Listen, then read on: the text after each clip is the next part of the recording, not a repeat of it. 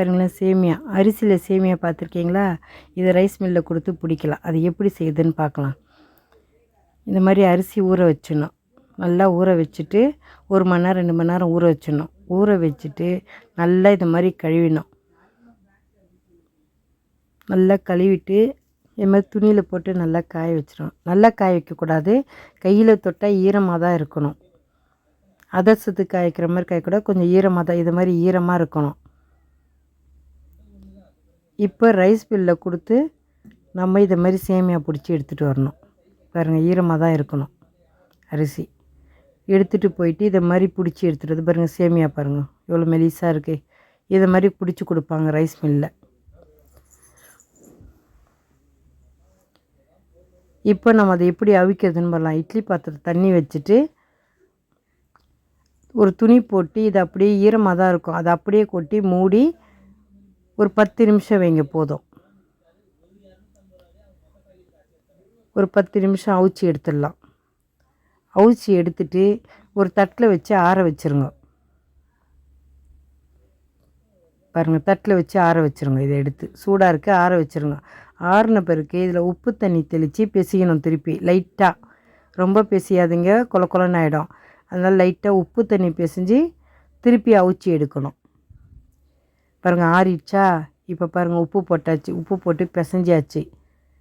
இப்போ தண்ணி ஊற்றி பிசையணும். லைட்டாக தண்ணி தெளித்து பிசையணும். அது மேலே தெளிச்சிட்டு இப்படி பிசைங்க, அவ்வளோதான்.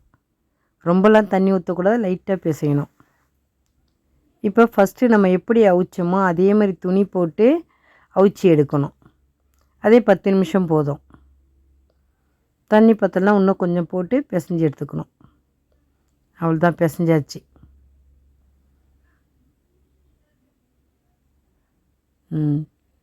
இதை மாதிரி பிசைஞ்சி எடுத்துக்கணும். இது சாப்பிட்றதுக்கு ரொம்ப நல்லாயிருக்கும். அவ்வளோதான், பிசைஞ்சாச்சு.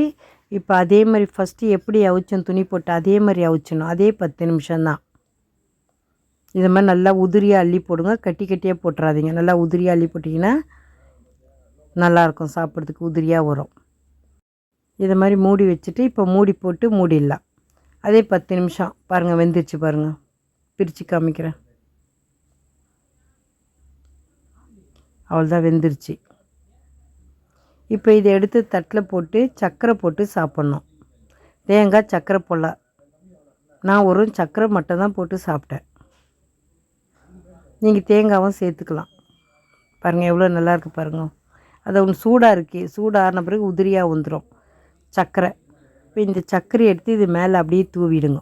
பாருங்கள், இந்த மாதிரி தூவி விட்ருங்க. சர்க்கரை தூவிட்டு சாப்பிட்டு பாருங்கள். ரெடி ஆயிடுச்சு. சாப்பிட்டு பார்த்துட்டு எப்படி இருக்குன்னு சொல்லுங்கள். நீங்களும் இதே மாதிரி செஞ்சு பாருங்கள். இது சாப்பிட்றதுக்கு நல்லாயிருக்கும். நம்ம கேழ்வரகு சேமியா சாப்பிட்ருப்போம், சேமியா சாப்பிட்ருப்போம். இந்த சேமியா சாப்பிட்டு பாருங்கள் ஒரு முறை, ரொம்ப நல்லாயிருக்கும் சாப்பிட்றதுக்கு. லைக் பண்ணுங்கள், ஷேர் பண்ணுங்கள், மறக்காமல் நம்ம சேனலுக்கு சப்ஸ்கிரைப் பண்ணுங்கள். தேங்க்ஸ் ஃபார் வாட்சிங்.